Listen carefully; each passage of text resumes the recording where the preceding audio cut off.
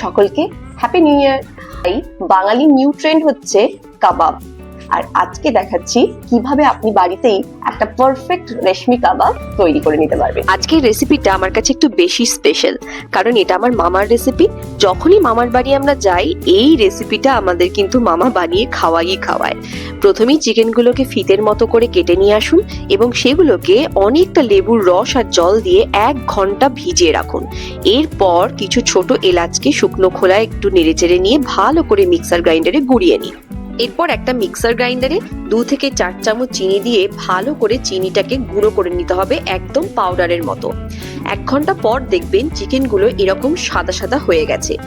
এরপর চিকেনগুলো থেকে পুরো জলটাকে ভালো করে নিংড়ে নিয়ে একটা শুকনো কাপড়ের মধ্যে দিয়ে চিকেনের মধ্যে থাকা এক্সেস ওয়াটারটাকে পুরোপুরি কিন্তু মুছে ফেলতে হবে, যাতে চিকেনের মধ্যে কোনো জল না থাকে। পর এর মধ্যে দেব জল ঝরানো টক দই, এলাচ গুঁড়ো, চিনি গুঁড়ো, 1 চামচ মতো আদা রসুনের পেস্ট, 1 চামচ গোলমরিচ গুঁড়ো আর খানিকটা ক্রিম।